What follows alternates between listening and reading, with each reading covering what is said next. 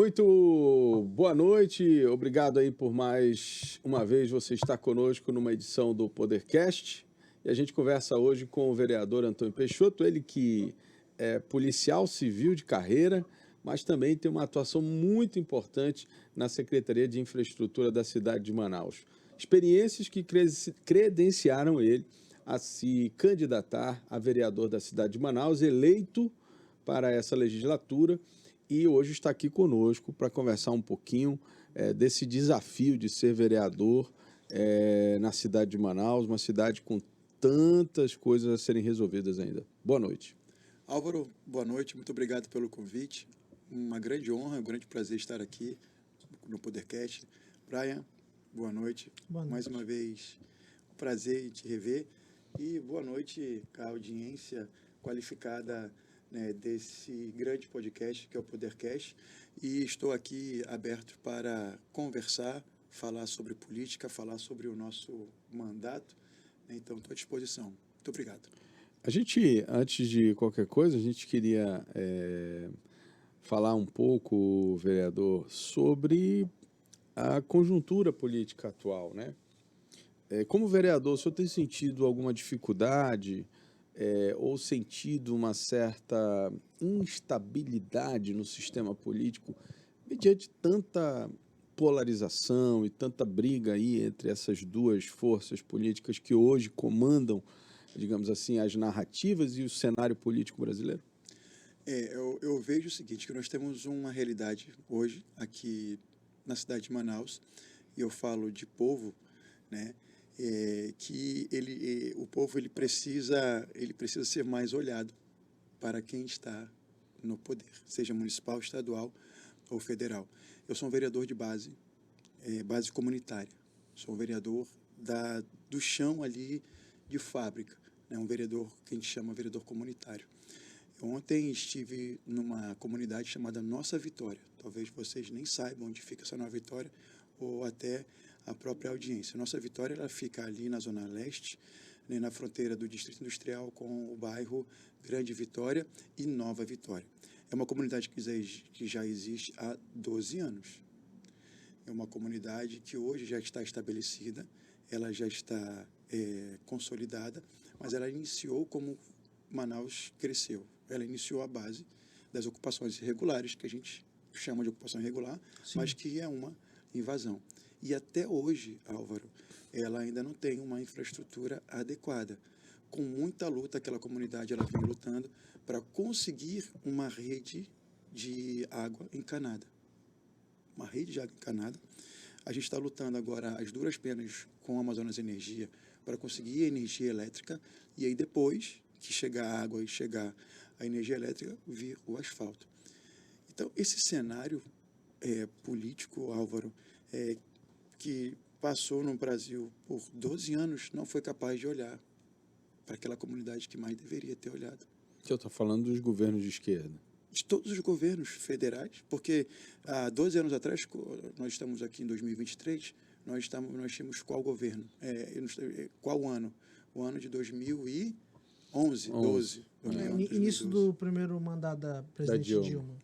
E aí passaram-se 4 anos. 4 mais 2. Depois mais 2, depois mais 2. E mais o Bolsonaro. Do Temer e mais 4 do Bolsonaro. E aquela comunidade ainda continua do mesmo jeito. O governo estadual, a mesma coisa. E o municipal, a mesma coisa. Então, assim, eu faço uma séria crítica à classe política, que eu me incluo, né? Quando a gente começa a trazer narrativas e divergências ideológicas, Álvaro, e isso parece que só fica no campo das ideias, isso parece que isso não se reverte no que deveria realmente ser mais importante, porque que a política, Álvaro, ela é o principal e maior instrumento de mudança de vida numa sociedade. Essa semana eu estive aqui na Rádio ZLZN e eles trouxeram, essa semana, um resultado de uma pesquisa da Paraná Pesquisa, de uma intenção de voto para prefeito do ano que vem. Eu acho que tinha 70%, 80%, 79%. Pessoas, elas não souberam dizer em quem elas vão votar para prefeito ano que vem. Não sei. Então, assim, qual é a constatação disso? Eu vou fazer uma constatação sobre isso e depois uma avaliação sobre isso. A constatação é que as pessoas não estão nem aí para a política. Elas não querem saber de A, de B ou de C. As pessoas simplesmente elas já acordam cedo, as que têm trabalho vão trabalhar, elas querem poder pegar o seu ônibus no horário, um ônibus que seja minimamente decente, poder chegar no seu trabalho, trabalhar, voltar o dia para sua casa e no final do mês pagar a sua conta. Tá? Isso é o que as pessoas querem. Elas não querem problema para a vida dela. Ninguém. Todo mundo quer ser feliz nessa face da terra. Por outro lado, e aí quando essa pessoa está indo trabalhar, alguém pergunta, você vai votar em quem para prefeito? Ela fala assim, eu não sei dizer. Isso é uma constatação. Nós temos que fazer uma reflexão que essa mesma pessoa, quando ela acorda, ela quer sair de casa em paz, sem ter correr o risco de ser assaltada. Ela quer poder pegar um ônibus que chegue na hora, que não seja lotado e que faça ela chegar no seu trabalho na hora. A tal da qualidade de vida, né? Então, olha só, ela não está nem aí para a política, porque ela foi perguntada sobre política, ela falou, não sei dizer, não quero nem, porque você não sei dizer. E porque também ela não vê a política como sendo um instrumento de mudança para a vida porque dela. ela já diz, ela já não acredita, ela, né? Sim, não quero nem acredita, saber, né? eu quero poder pagar minhas contas no final do mês, sair Claro. com a minha família, pronto. Então, só para concluir o raciocínio. E aí, a nossa massa social da classe, daquela pirâmide social, Sim. tá? Nós temos a classe A e a classe B, a C, D, E e tal. A classe A e a classe B, que é a classe média e a classe média alta, a classe E, ela é um percentual muito pequeno nesse número absoluto de pessoas que nós temos na nossa sociedade. A maioria da nossa população, mais de 60%, é de D para baixo, né? Aquela base da pirâmide. Essa base da pirâmide não tem recursos, vive contando o dinheiro, ela empata no final do mês para pagar as suas contas. Essa pessoa não tem dinheiro para colocar um filho no colégio particular, essa pessoa não tem dinheiro para pagar um plano de saúde, essa pessoa não tem dinheiro para comprar um carro. Então, ela é totalmente dependente das políticas públicas do governo municipal, estadual e federal.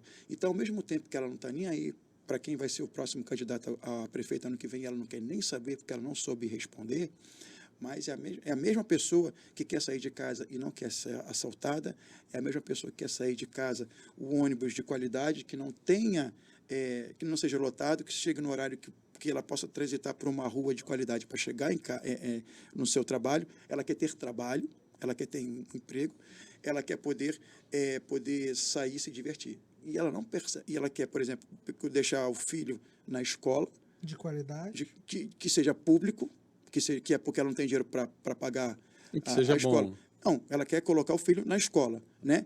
E aí, quando ela adoecer, ela vai procurar o serviço público de saúde. Acontece que a diferença entre a boa prestação de serviço dessas políticas públicas e a má qualidade de serviço e esse bem-estar social, essa mudança na sociedade parte por quais decisões, Álvaro e Braia?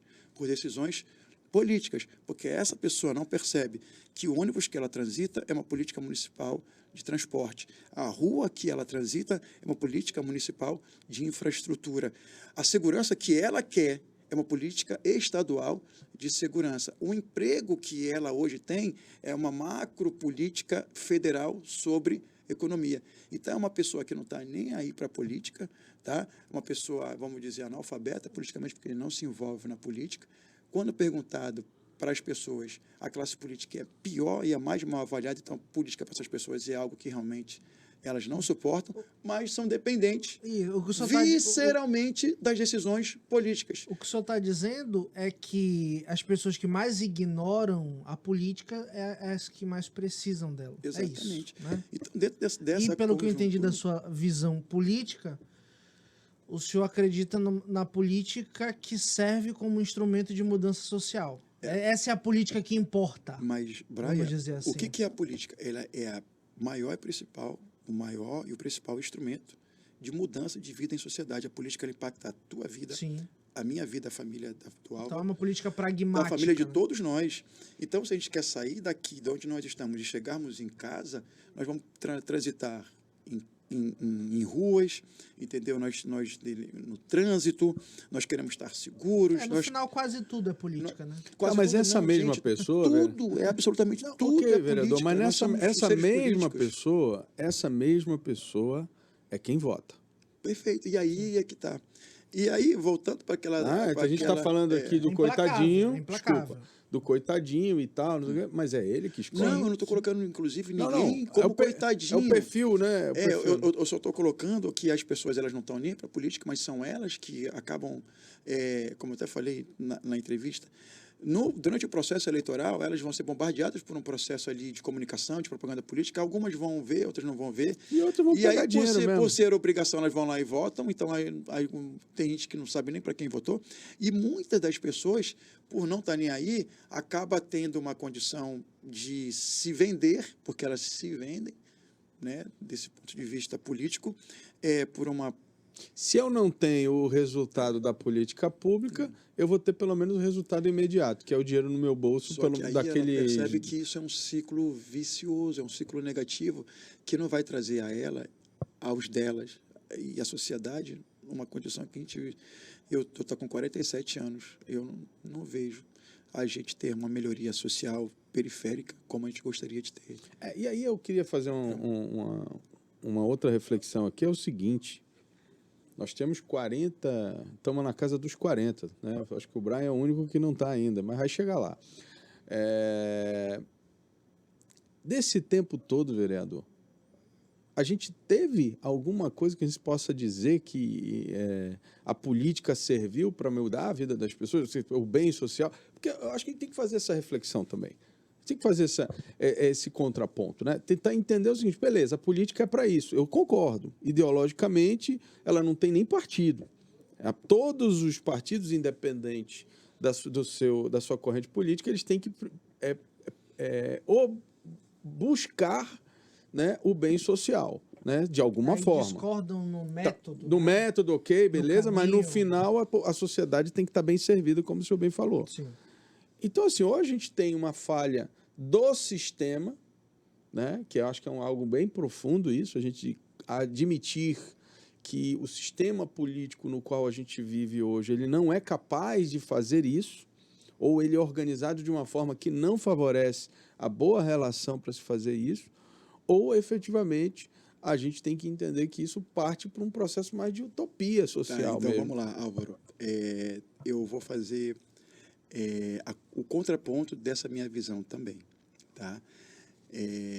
Ainda assim, eu não quero ser pessimista, porque parece que é um discurso utópico, um discurso pessimista, onde a prática ela é completamente diferente do que a gente espera com a política, mas eu sou um homem de esperança. Eu sou esperançoso e consigo ver os diversos pontos positivos que a política de diversos governantes trouxe para a vida das pessoas. Eu vou colocar só no âmbito estadual, e quando eu falo estado é município, tá? O que é a UEA hoje? Independente de quem tenha sido o autor, o fundador, o idealizador do projeto, para não fulanizar a política, mas eu vou dizer os ganhos que a política trouxe para a nossa sociedade. A UEA é um exemplo dela. É um exemplo de como uma política ela pode melhorar a vida das pessoas. Então, quantas pessoas se formaram pela UEA? Concordo. Quantas pessoas hoje são formadas nas mais diversas áreas das ciências humanas, ciências exatas, enfim. Então, a UEA é um exemplo de como a política ela impacta na vida das pessoas. Um outro exemplo, o Prosamin. Então, se você olhar a condição daquelas pessoas que antes moravam, né, na beira de Igarapé, lá no São Raimundo, lá na Glória, lá no centro, insalubres, toda vez que chovia, que o rio subia, que alagava a casa das pessoas, e aquelas pessoas puderam sair daquela condição e ir para uma moradia digna, mesmo no Prosamin, ali próximo do centro, e mais lá para a Zona Norte, né, com Viver Melhor, aquelas coisas todas, ali próximo do Viver Melhor. Então, você percebe que, sim, a política ela tem dado a sua resposta positiva para a população, porque a gente não pode só olhar isso, é porque a gente é utópico e busca sempre o ideal, Perfeição, a né? perfeição, então a gente sempre vai ter esse olhar crítico, mas muito pelo contrário, Álvaro, ao longo dos anos, diversas obras, diversas políticas, a gente tem, por exemplo, nós temos vários CETs, né, que é aqueles centros de educação de tempo integral, no estado inteiro, que a criança ela começa às 8 horas da manhã e sai, sei lá, 3 horas da tarde. Aquilo ali está tirando a criança da droga, está resolvendo um problema ela de tem aula emprego ela dos tem aula, pais. ela tem aula Então há um benefício social. elas têm aula o dia inteiro, ela tem aula de robótica, ela tem aula de tecnologia, ela tem esporte. Então, é o ponto. É onde a política tem que fazer, então, tem que chegar. Então é o Álvaro, ponto, entendeu? onde eu queria chegar. Então a gente não pode considerar que o processo político ele é um processo falho. Né? Aliás, é um processo perfeito ou inoperante, não serve para nada. Então, o processo político ele funciona. Claro, é a condição que a gente tem que considerar. Claro, e muito. Né? A gente pode dizer, passar o dia inteiro aqui falando das benfeitorias políticas dos últimos 20 anos, Teve, 23 por exemplo, anos. a questão da gratuidade para os estudantes, é uma política pública recente. Perfeito. Uma coisa, Agora, se a gente tiver os dados, quantas pessoas, alunos deixavam de ir algumas vezes por semana? Porque não tinha dinheiro. Que não tinha dinheiro na passagem. Isso é algo concreto. Claro. Eu queria fazer agora um contraponto, porque eu acho que essa talvez seja uma discussão muito importante, é que a sociedade ela precisa ter mecanismos de avaliar isso. Quer ver? Perfeito. Eu vou só dar um exemplo, Álvaro. Em 2020 eu era candidato, Brian, a vereador. Sim. E nunca tinha sido eleito, então assim, quando você vai falar com as pessoas, como ela não te conhece, você começa a assumir alguns compromissos, aí a pessoa fala assim, mas um político que vem aqui fazer um monte de promessa, aquele negócio todo. Aí eu fui numa comunidade chamada Comunidade do Geladinho, não sei se vocês já ouviram falar, que fica no Novo Aleixo. Essa comunidade do Novo Aleixo, ela fica ali no Águas Claras. São 400 famílias, Álvaro, que também uma área de ocupação, uma área de invasão, à beira do Igarapé. E a rua, são duas ruas ali, um Y, assim, um para cá, outro para cá, formando um Y, que não tinha água encanada, não tinha energia elétrica, não tinha asfalto. E eu assumi o compromisso que se eu fosse eleito, eu ia voltar naquela comunidade, pegar a prefeitura e falar assim, prefeitura, por favor, olha para essa comunidade e vamos fazer alguma coisa. Em 2021, no meu primeiro ano de mandato, a gente conseguiu tudo que eu tinha assumido de compromisso. Não era nem prometido, porque eu não prometo aquilo que não depende de mim, Brian. Eu, como vereador, eu não tenho asfalto, eu assumo o compromisso em lutar, exatamente. Então, eu assumi o compromisso com a população, e aí a gente pegou e foi na Água de Manaus, fizemos o cadastramento dessas 400 famílias. Hoje, aquelas pessoas, Brian, não podiam abrir conta na Bemol, não podiam abrir conta na TV lá, porque elas não tinham comprovante. Elas não tinham comprovante de residência, elas não podiam comprovar que elas moravam onde elas moravam. Como é que, para você abrir um crediário, você tem que ter um comprovante de residência. Isso é cidadania, né?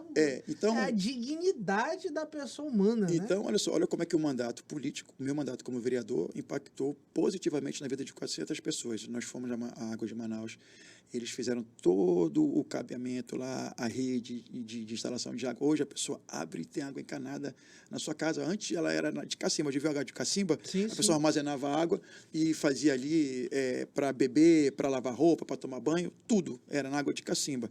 E hoje a pessoa abre a torneira e tem água encanada na sua casa e paga uma tarifa social. Depois disso a Amazonas Energia colocou os postes, colocou energia elétrica, as pessoas pagam hoje tarifa social. O que era clandestino... Estava na lamparina? Era clandestino, não, era gato, meu velho. Gato. Era gato. Você passava um emaranhado de fio. Hoje é tudo bonitinho, as pessoas pagam a tarifa social. Agora, isso, cara, vereador, olha que legal, cara. Isso, pois é, eu acho legal, tá? Assim, eu acho muito bacana esse tipo de resgate da cidadania antes de qualquer coisa. Mas, assim, eu tenho uma certa... não diria crítica, mas um certo ponto nessa questão. Eu citou 2 casos aí de comunidades que começaram a partir de invasões. E eu acho que em algum momento, a gente falou de quebrar ciclo na política, né? Em algum momento a gente precisa quebrar esse ciclo da construção da cidade. Porque hoje, veja, é comum, né, a gente ouvir pessoas dizendo, não, esse bairro nasceu de invasão, esse bairro nasceu de invasão. Os grandes bairros de Manaus nasceram de invasão, sem planejamento. Então, isso demonstra 2 coisas. Vamos voltar para a questão do mudar a vida das pessoas. os prefeitos têm sido negligentes na política habitacional. Os governos têm sido negligentes Há na um política. déficit, né? Não há um pensamento estruturado sobre isso. Política Entende, pública clara, Brian? né? Sim, Essa sim. é a questão. Porque, veja, por que a invasão surge? Porque alguém precisa morar em algum lugar. Se eu sou o Estado ou se eu sou o município e tem uma política habitacional, essa pessoa vai saber que eu preciso de uma habitação, eu vou seguir um determinado processo aqui e vou ganhar uma casa, porque eu não tenho, vou provar que eu não tenho condições. Essa casa vai estar num bairro estruturado, com água, com asfalto e não sei o quê, e eu não vou precisar, obviamente, avançar numa área que não é... Muitas dessas áreas, inclusive, elas não são próprias para habitação, né? Área de risco. São áreas, inclusive, áreas de risco. Sim. Eu não estou falando de uma utopia, eu estou falando de algo que está na mão do político, vereador. Certo. Então eu alcanço 100% da tua opinião e concordo com ela, mas eu vou trazer um contraponto a isso, porque assim, hoje, como eu sou do legislativo, Pronto. eu tenho uma visão do legislativo, mas eu já fui do executivo, fui 6 anos subsecretário de infraestrutura e passei pela gestão, pelo executivo. Álvaro, a gente precisaria refundar o Brasil, voltar uma história de 500 e poucos anos, para que a gente fizesse certo desde o início. É como se fosse um processo de qualidade que é para fazer certo desde o início, para que a gente não tenha nenhum tipo de problema ou de não conformidade num produto, e isso estou falando para a nossa sociedade. Por que eu estou falando isso? Imagina a cidade de Manaus na década de 60. Ela tinha uma realidade instalada naquela época. E aí, por uma política nacional de interiorização e de defesa da Amazônia, né, e de ocupar o espaço dessa região norte aqui, foi em 1967 o Decreto-Lei número 288, que institui a Zona Franca de Manaus. E aí, várias fábricas que estavam na região sul e sudeste, elas vieram para cá de maneira assim, rapidamente. Então, o fluxo migratório para a cidade de Manaus, a cidade de Manaus ela virou como se fosse um Eldorado, ela como se fosse um sonho para milhões de pessoas, tá? Não só do interior do estado, mas para cidades vizinhas aqui do Pará, do Acre, de Rondônia, de Roraima e de outras cidades que vieram para cá. Esse fluxo migratório foi tão violento, tão rápido, que nenhuma cidade, nenhum gestor é capaz de dar conta da sua demanda. Ele tem uma capacidade de oferta de serviços públicos, enquanto a demanda ela é muito superior, muito maior. E nós somos um país garantista, nós temos uma Constituição garantista que obriga à União, ao Estado e ao município obrigações de fazer em políticas públicas de habitação, saneamento, infraestrutura, segurança. Então, cabe ao poder público, nas suas diversas esferas, as suas responsabilidades. Então, o que acontece? Esse fluxo migratório chegou. Então, se você olhar, nós tínhamos, eu acho que até o Parque 10, ali na década de 60, 70, mais ou menos, acho que no fluxo, na época, a área da borracha era o centro, Educandos, Cachoeirinha, e aí um pouquinho chegando até ali o Parque 10. Eu acho que é isso, na década de 60, mais ou menos. Aí depois começa a chegar,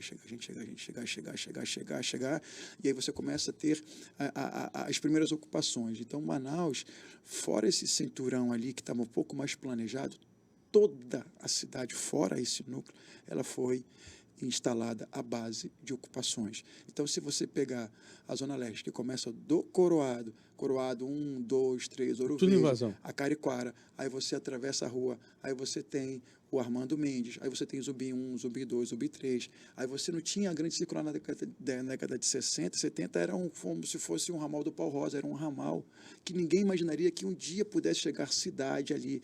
E aí, tanto é que a Coronel Antônio Aleixo, na década de 70, ali era de ranceníase, era como se fosse um outro município, era isolado. Sim. Jamais alguém imaginaria que pudesse chegar de pessoas para morar ali. Meu amigo, a expansão demográfica foi de tal maneira que nenhum poder público de lá para cá teve condições de reagir a isso. Então, quando a gente fala assim, a gente tem que estancar, tem que quebrar esse ciclo, eu acho que é perfeito. Só que a prática, nesse caso, ela é um pouquinho diferente. Mas aí não tem como ter esperança, né, vereador? Nisso que vai resolver. Mas então, aí é onde eu faço que a gente tem que fazer uma avaliação do que se esperar realmente da política para fazer ali, vamos fazer alinhamento de expectativas. Algo pragmático. Não, vamos alinhar Não, mas expectativas, veja. porque se você olha, nós somos, de novo, nós somos um Estado garantista. Não, ok, mas veja, vamos Se mudar você na olhar- prática. Se você olhar... Nós tivemos 2 governos do Arthur. Sim. Quantos projetos habitacionais o Arthur entregou na cidade? Eu posso dizer um que eu fiz parte, que era o ProUrbis, né? Ele pegou o Quantos ProUrbis. apartamentos? Eu não vou lembrar que é o certo, mas foram algumas centenas, não foram milhares. Ali no Jorge Teixeira 3. Ou seja, Era ali que era um projeto do Banco Mundial, do BIRD, né? Junto com a prefeitura. A gente recebeu várias pessoas do BIRD. Tinha Então, incentivo federal? Não, o que era eu quero do dizer é o BID, seguinte, do BID. Porque às vezes o município que também ali não tem muito orçamento pra isso, né? até um chamado bairro Arthur Virgílio, bairro Novo, ali no Jorge Teixeira 3, indo ali para o Monte... o que eu quero dizer? Monte Sião. Assim, eu concordo com o senhor, mas eu acho que Porque a gente precisa, quer dizer, quando eu digo quebrar o ciclo, é começar a enxergar o problema, o que está acontecendo na cidade. Perfeito. Porque, veja, Perfeito. beleza, a gente sabe que esse problema existe, que é quase enxugar o gelo, né? Você tem um orçamento limitado e uma série de demandas sociais garantidas por uma lei que te obriga a fazer muitas das vezes essas coisas, mesmo sem ter a grana. Mas, entretanto, porém, todavia, você vê 4 anos seguidos, 4 anos seguidos, aí a gente está chegando, por exemplo, agora ao final dos 4 anos do Davi Almeida, prefeito atual. Qual foi o projeto habitacional? É como se a gente fosse né? aquele cachorro eternamente correndo atrás do rabo. Você trabalha, e no final parece que a gente não saiu do lugar. Por exato. exemplo, essas áreas de risco que hoje estouraram aqui na mão da gestão do Davi. Jorge Teixeira, por Ela é exemplo. secular. Então, por exemplo, agora, secular assim, de décadas, né? Secular que eu falo por várias décadas. E estourou a ele essa responsabilidade de tomar decisão sobre isso. Então, ele está na tratativa com o governo federal de conseguir 5 mil unidades habitacionais. É óbvio. Vamos lá. Não tem como resolver de outro jeito. E aí ele vai conseguir 5 mil, beleza. De um montante de milhares, entendeu? De 100 mil, ele vai conseguir fazer... É um band-aid. Ele vai lá e resolve. Aí ele vai deixar uma marca, porque ele, talvez, ele conseguindo executar essa política habitacional, não existe. Nunca antes na história da prefeitura, nenhum prefeito conseguiu entregar 5 mil unidades habitacionais. Show de bola. Ok. Só que o outro tem que fazer também. Mas só que a cidade... Álvaro, acho que a gente conversou isso lá há muitos anos atrás. Cada ciclo de mandato a cada 4 anos é o seguinte: o governante ele tem a capacidade de oferta e a demanda. Ele tem que ser veloz o suficiente para que a demanda que ele recebe, ele tem que ter capacidade de velocidade e de entregas de execução de políticas públicas a cada ciclo de 4 anos, ou se ele for reeleito a 8 anos, que na hora que ele entregar, ele conseguiu diminuir esse déficit. Sim, ok. Aí sim. E aí o próximo ciclo de governo, diminui mais um ele tem pouco. que vai diminuindo. Porque é o seguinte, a cidade é um organismo vivo em constante movimento. Então as demandas, que são os inputs, vão aumentando. A tua capacidade de devolver isso, que são as saídas que o governo faz, ela é muito menor. Então é como se fosse um funil, que entra muita coisa e sai pouca coisa. Só que essa saída, você tem que aumentar essa saída cada vez mais, para que você possa aumentar mais, para que seja capaz para dar conta das entradas, porque senão a gente vai passar de 30 anos. Não, eu concordo, veja, mas isso não é impossível, entendeu? Vereador. É isso que eu estou querendo dizer. De maneira nenhuma. Na economia doméstica, a gente faz isso toda vez que o calo aperta. Né? Então, assim, isso é natural. O que a gente precisa é que o governante ele compreenda alguns... A gente está falando da habitação aqui, mas, por exemplo, índices de educação. Né? Quer dizer, concordo, você tem um problema crônico de formação da base, etc. e tudo mais. Mas se você não quebrar o ciclo e estabelecer uma nova lógica para isso, ou iniciar a solução disso, o funil vai ser sempre maior do que... Então, a lógica é o governante, no que é obrigação dele... Ele pode diminuir um pouquinho aqui, ele pode diminuir um pouquinho aqui. Exatamente. Lá na frente a coisa vai estar ajustada. Essa é a lógica. O governante, dentro das suas atribuições, das suas responsabilidades municipais, estaduais e federais, dar vazão a essas respostas para que a cada ciclo de 4 ou 8 anos ele possa diminuir esse déficit. Na educação, na saúde, vamos aqui para a prefeitura, educação básica, saúde básica, infraestrutura básica, transporte, cultura. E aí, quando o Davi terminar a gestão dele, ele fala assim... Fazer um levantamento. Eu entreguei isso aqui, ó. O próximo que vier, meu amigo, tem que se fazer mais, porque a cidade já cresceu, já não sei o quê, outras demandas, não sei o quê. E bora para frente. Bora para frente. Trocar o pneu com o carro andando. Exatamente, meu amigo. Não tem muito tempo para estar dando desculpa, não. Vamos dar um exemplo aqui das áreas de risco. As áreas de risco estão mapeadas, vereador, o senhor sabe disso. Sim. A gente tem uma quantidade objetiva numérica de pessoas que vivem na área de risco. Vamos imaginar que sejam 20 mil pessoas mapeadas. Eu não estou dizendo que esse seja o número, eu estou chutando aqui. A prefeitura vai olhar isso e vai dizer o seguinte, são 20 mil pessoas em 100 áreas de risco. Vamos fazer um planejamento. Perfeito. Vamos tirar de 10 por ano, que é o que a gente consegue fazer, mas todo ano é 10. E não vamos permitir que se ocupem e ocupem novas. Perfeito. Em algum momento essa porra vai acabar. Perfeito. Entendeu? O que não dá, veja, é a gente ver, e eu sou crítico disso, porque eu falo disso desde o início do governo do Davi, e não é culpa dele, porque isso é uma prática comum de todos os governos, ir para a mídia, no início das chuvas, falar das áreas de risco e tal. Quer dizer, ele pede para a pessoa se preocupar, mas não paga o suficiente, né, do ponto de vista de gestão, para resolver o problema. Quer dizer, não dá o pontapé inicial para se solucionar. Cara, as medidas, elas são ruins. E olha como que isso é tão crítico, porque, por exemplo, a prefeitura... Vai continuar aumentando. Não, e não é só isso, ela sozinha não tem condições de resolver, porque ela tem um orçamento que não alcança isso aí. O que ele tem que fazer? Tem que trazer recursos do governo federal. Okay. E se o prefeito não estiver alinhado, por exemplo, politicamente com o governo federal, quem vai sofrer é a própria prefeitura, é claro, mas é o povo daqui. Então, assim, olha só, nós temos hoje um governo instalado. Aí o prefeito atual, ele tem que ir lá trazer recursos. Aí o pessoal fala assim, aí tem que criar o que eu acho de contaminação. Política. Vai lá falar com o governo de esquerda, que não sei o quê, fez o L, não sei o quê. Pô, pelo amor de Deus. Ajoelhou no milho. Ajoelhou no milho. Agora, aí vai criando narrativas que... Essas narrativas, elas fazem bem para quem, Álvaro? Entendeu? Se o povo que precisa das coisas não está nem aí para isso, entendeu? Então a gente tem que entender que o prefeito, ele precisa ir lá, porque ele sozinho não tem recurso, porque fala assim, tem 8 bilhões, meu amigo, 8 bilhões é dinheiro para caramba, se fosse para tua conta pessoal, para tua conta pessoal, para minha... Mas para uma cidade é o que negócio. Você tem que fazer muita coisa com isso. Você tem que fazer assim, das tripas coração, entendeu? E você tem que ter tanta capacidade de planejamento de uma cidade e execução disso, para que ao final do seu ciclo de mandato ele possa entregar uma cidade muito melhor do que ele recebeu e que o próximo governante possa receber todo esse legado e dar continuidade.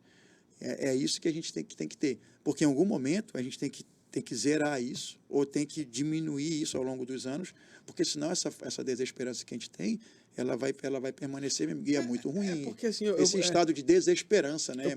Eu peguei a questão da qualidade de vida porque eu acho que é isso que importa. E eu concordo com o senhor. Quer dizer, é a pessoa poder ir para o trabalho tranquila, ganhar o seu dinheiro, trabalhar e tal. Qualidade de vida. Só que a qualidade de vida ela se traduz em tudo isso que a gente está discutindo aqui. É lógico. Né? Quer dizer, o caminho para a qualidade de vida é esse. Como é que eu vou dar qualidade de vida para uma pessoa, cara, se ela perde tudo que ela consegue comprar num ano no período de chuva? Né? Eu não tenho qualidade de vida nisso. Pô, e aí você está pegando um único ponto. É só um, né? E aí, por exemplo, a prefeitura, ela tem que entregar, fala assim, olha, na área de educação, ela tem alguns itens que mede o IDEB. Ela falou assim, ó, eu recebi um IDEB, o nosso ranking do IDEB da cidade de Manaus era tanto, agora a gente melhorou o IDEB, fomos lá para o top 5, top 3. Como, então, por exemplo, a educação básica agora nossa é top, entendeu? A questão da saúde básica, me parece que houve... Isso, hoje. Indicadores que apontam que houve uma quando melhora. ele assumiu em janeiro, naquela segunda pico ali da pandemia. Então, a saúde básica da cidade de Manaus era uma das piores avaliadas pelo Ministério da Saúde, dentro desse indicador de desempenho.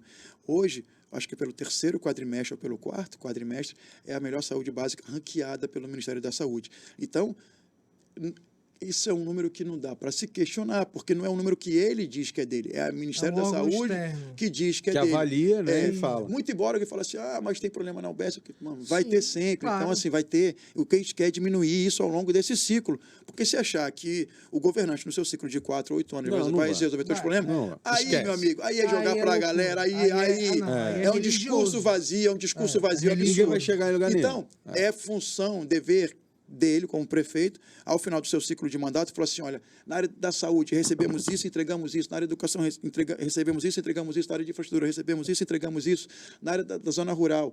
O que a gente tem feito, até o nosso mandato... Eu só incluiria nessa lógica, recebemos isso, entregamos isso, e não permitimos que entrasse Pronto, isso. porque teve invasão, a gente diminuiu, sei lá, a gente zerou as invasões aqui, porque a gente, em algum momento, zerando as invasões, essa conta da habitação vai conseguir, tem que ter, meu amigo, Porque tem que é ser. o seguinte, bicho, você não vai botar gasolina no carro pro cara rodar se tem um vazamento. Claro. Né? Você vai Perfeito. ficar a vida inteira Exato. botando gasolina Essa é a ali. lógica. Então Essa você é a tem lógica. que tampar a porra do Essa é a fundo ali, lógica. né? Essa é a lógica. Bom, e por falar, né, nesse... eu fiz isso, entreguei isso, etc. Eu queria falar um pouco do seu mandato, vereador. Maravilha.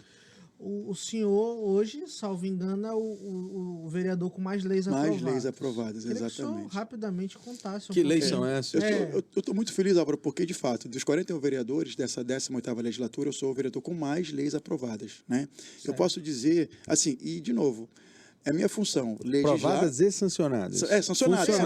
Funcionando. Já são Não, leis. entre os projetos que eu tenho um bocado. E só esse tanto que já foram aprovados, se for aprovar Me os outros... coloca como E já me coloca como com mais leis aprovadas. Certo. Não for nem o que apresentou. Eu apresentei e tive mais aprovações de leis.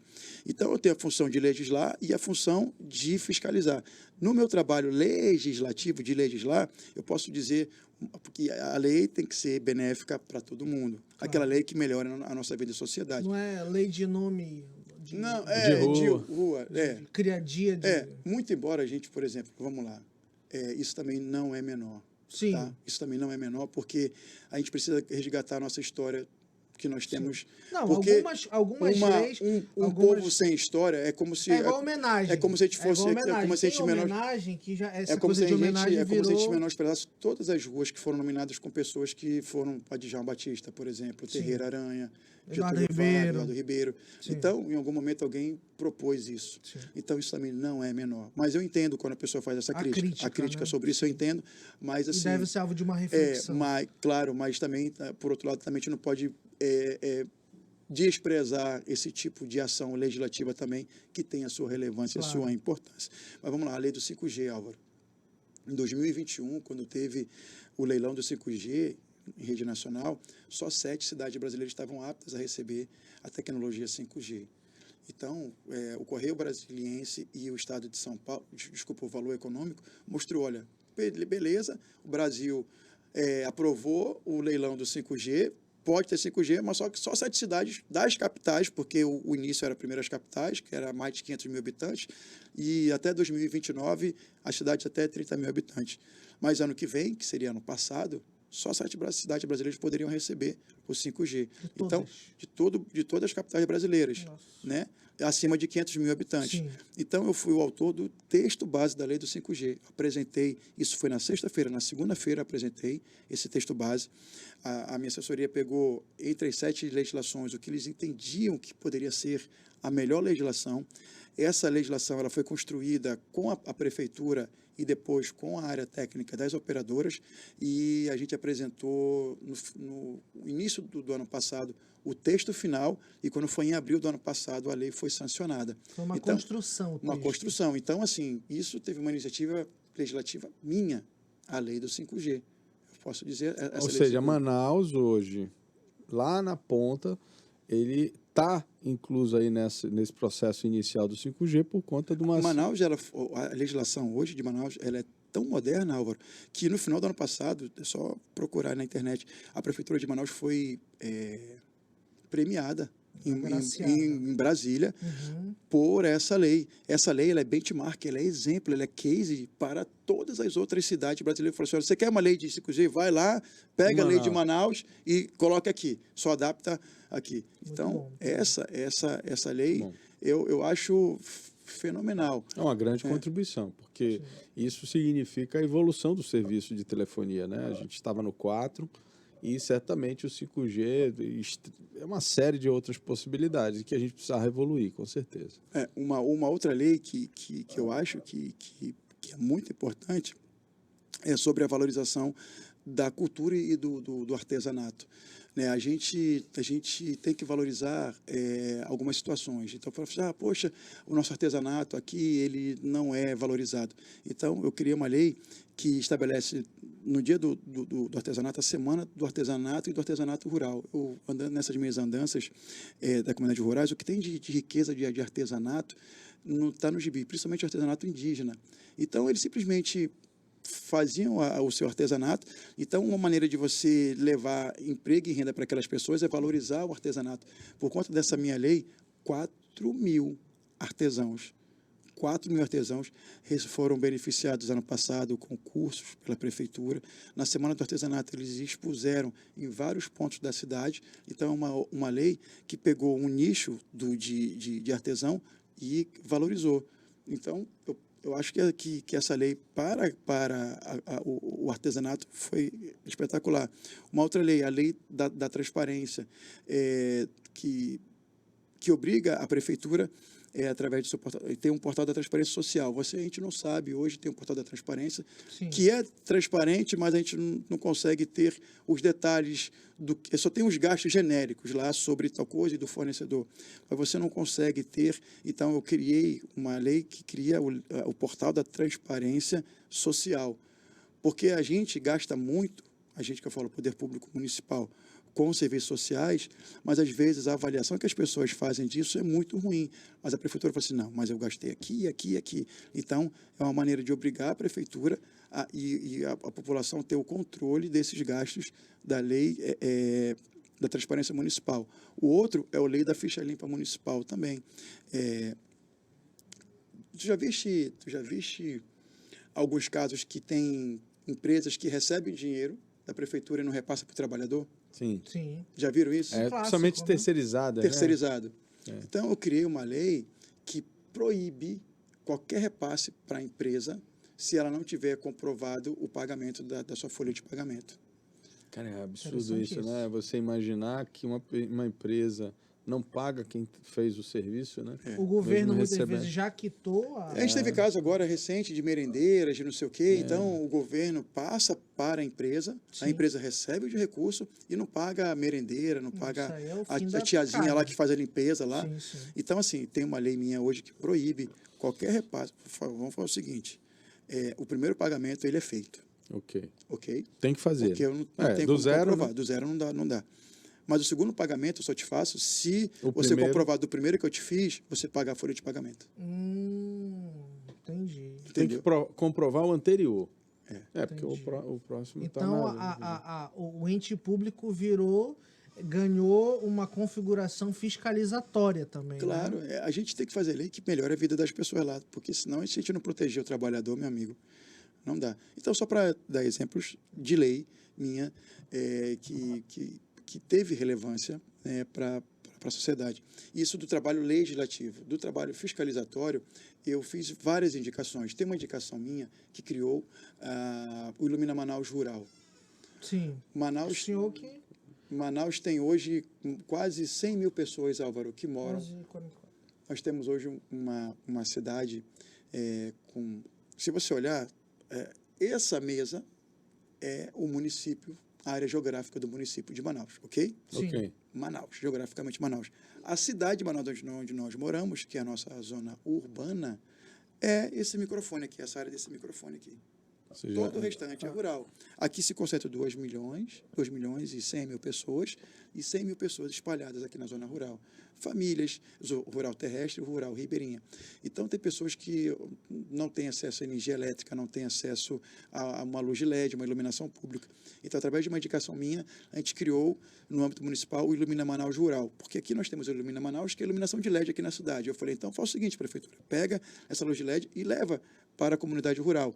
Então, hoje, quase 20 comunidades, né, aproximadamente ali 8 mil pessoas, já tem luz de LED nas suas comunidades. Né? Então, assim, foram ações do nosso mandato que tem gerado, levado para as pessoas, devolvido para as pessoas em termos de benefício. Eu dei exemplo de 2 comunidades, a do Geladinho e da Nossa Vitória. A do Geladinho já está urbanizada, né? Tem um senhorzinho lá, que é o seu João, ele é cadeirante, ele é cego, ele tem que fazer hemodiálise. Não tinha asfalto na rua da casa dele. Para ele sair da onde ele morava, para ir lá para Natan Xavier, que é a principal ali do Novo Aleixo, a família tinha que levar a cadeira de roda, porque o Uber não entrava na comunidade. Então, o Uber esperava, colocava ele no colo, o seu João no colo, alguém da família levava ele no colo até o Uber, e alguém levava a cadeira de roda dele até lá fora. Hoje, com o asfalto que chegou lá, o Uber chega na porta da casa do seu João. Entendeu? Então, saber que eu beneficiei uma comunidade, como a comunidade do Geladinho, com água encanada, energia elétrica, e eu só estou cumprindo a minha obrigação, gente. Eu não estou fazendo nada mais do que a minha obrigação, Álvaro e Brian. Mas é uma resposta do nosso mandato. E agora, nessa comunidade Nossa Vitória, que a gente conseguiu agora a colocação dos postes para levar daqui a pouco a energia elétrica. Então, resumidamente, para não ficar tão extenso, são algumas ações que eu posso pontuar. Agora, vereador, o senhor também levanta algumas pautas importantes para a sociedade. Agora, recentemente, a discussão em torno desse projeto de lei que tiraria ou redirecionaria recursos do sistema, de parte do sistema S5S, para um ministério, que é a Embratur, na verdade, né? Que é a Empresa Brasileira de Turismo. Ou seja, tirar dinheiro de um sistema que ajuda os comerciários e tal, para um ministério, uma secretaria do governo federal. E o senhor se posicionou contrário a isso, né? Sou totalmente contra, porque isso é um desvio de finalidade, na verdade. Nós temos um recurso privado, né, que é do trabalhador que trabalha no comércio. Né? Nós temos 3 setores na nossa economia. O setor primário, que é da agricultura, o setor secundário, que é da indústria, e o terciário, que é comércio, serviço e a parte de turismo. A grande massa trabalhadora no Brasil está no comércio e no turismo. O pessoal que trabalha em shopping, que trabalha lá nas lojas do centro, entendeu? O pessoal que tem um mercadinho, que tem um salão de beleza, é tudo comércio ou serviço, que é a maior base trabalhadora do Brasil inteiro. Então, quando o dono, o empreendedor, o comerciante, ele paga a folha de pagamento para o governo, ele pega esses 2,5% dessa folha de pagamento e destina para as ações sociais dos trabalhadores do comércio. E vai para o serviço do SESC e do SENAC, para o serviço social do comércio, né, e para a área de educação técnica e tecnológica também dos comerciantes, que é o SENAC, para os cursos técnicos. Então, vamos lá, escola do SENAC. Então, assim, eles fazem o serviço social para os trabalhadores do comércio. Tudo que o poder público faz, em termos de educação, em termos de serviço social, e faz do jeito que as pessoas já conseguem avaliar o serviço público, o SESC e o SENAC fazem com excelência. Então, nós temos um colégio do SESC que fica lá no Planalto, no balneário do SESC, que, pela própria dado da FEComércio, no ranking dos colégios, é o 7º colégio mais bem avaliado de Manaus. E é um colégio que oferece isso para o comerciário, para o trabalhador, que coloca o seu filho lá. É um trabalhador do comércio e coloca o seu filho lá no SESC. Se ele tivesse que pagar essa escola, numa escola particular, seria certamente mais de R$2.000, só na educação básica. Existe um programa chamado Mesa Brasil. Essa semana, eu recebi pedidos, Álvaro, por conta do Dia das Mães, de cesta básica, que você não tem noção. Se eu tivesse 5.000 cestas básicas, eu teria dado tudinho, porque mesmo foram milhares de pedidos. O Mesa Brasil, só essa semana, ontem, uma pessoa falou assim, Peixoto, você me ajuda, porque a gente está recebendo doações do Mesa Brasil de 200 quilos de banana para levar para uma comunidade lá na Zona Leste, lá no Grande Vitória. Aí a gente ajudou no transporte, a gente foi lá no Balneário do Sesc, lá pegar 200 quilos de banana do Mesa Brasil e levar para a comunidade para satisfazer a necessidade mais básica, que é a fome das pessoas, Álvaro. Mesa Brasil, Sesc, recurso do Sesc. Então, esse recurso que vai para o Sesc e para o Senac tá querendo ser desviado da classe trabalhadora para ir para uma empresa pública, que é a Embratur, que é uma empresa brasileira de turismo. É um órgão do governo federal, um órgão público. Então, não dá para você permitir que um recurso privado vá para um ente público. Isso é desvio. E sem contar que os próprios dados que a FEComércio trazem para a gente é que eles vão fechar o Sesc e o Senac no Brasil inteiro, inclusive aqui em Manaus. O que um vereador tem a ver com isso? Tem tudo a ver, meu amigo. Porque isso, o maior beneficiário, que é o trabalhador do comércio, é o maior demandante das políticas públicas de base, de educação, de saúde, de infraestrutura. Ele vai para cima de quem? Do poder público e vai pressionar nós também.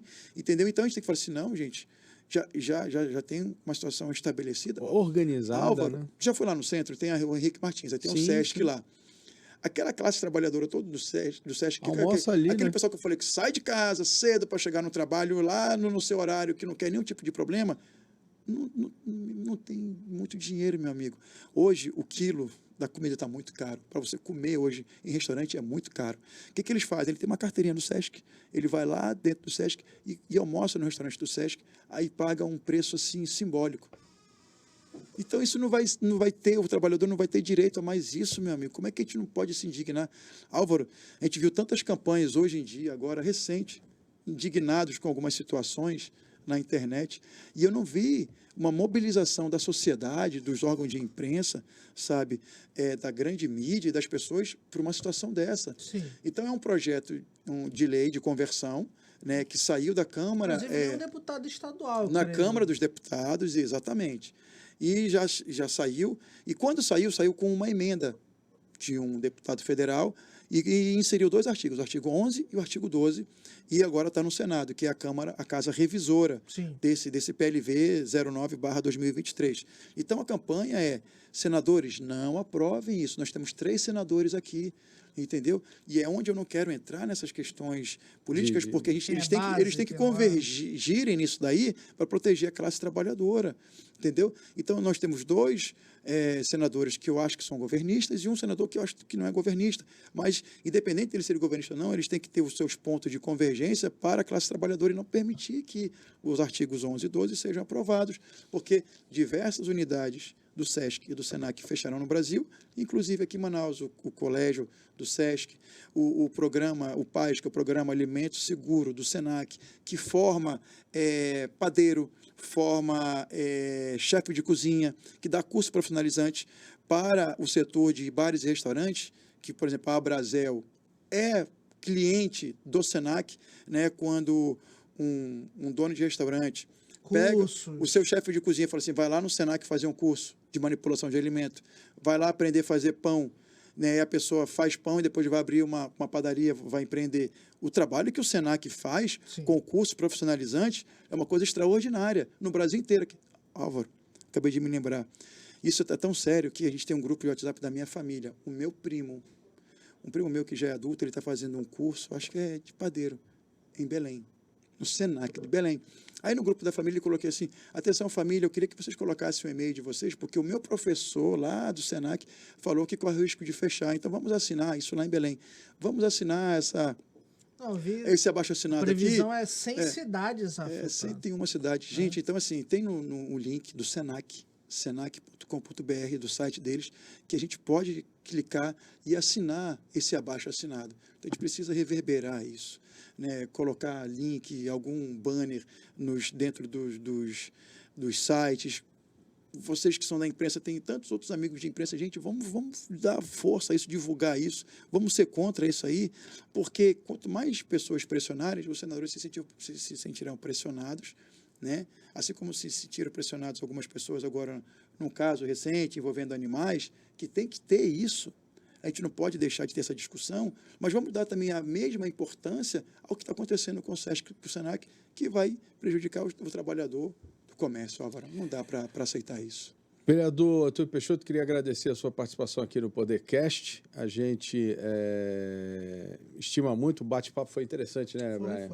Fluiu bacana. Obrigado mais uma vez. Eu que agradeço. Queria lhe agradecer também pela presença. O senhor é da casa já, praticamente, É verdade. né? E sempre que tiver uma pauta aí, que essa pauta o senhor que está encabeçando, muito importante, a gente sente falta, né, de mais lideranças regionais e nacionais encabeçando esse tipo de luta. Parabéns. Pode ser pessoas da política, envolvidas na política, pode ser pessoas envolvidas nas redes sociais, Sim. entendeu? Nos meios de comunicação. Vamos nos engajarmos nessa campanha em favor do SESC e do SENAC. Bom, Álvaro e Brian, eu só tenho a agradecer a quem também nos acompanhou agora no Podercast. Eu estarei sempre à disposição, né? Então, uma boa noite para todos, que todos nós tenhamos uma boa e abençoada semana. Muito obrigado. É isso aí, o Podercast agradece a sua participação mais uma vez e a gente se encontra novamente num novo episódio na próxima segunda-feira. Até lá. É isso aí.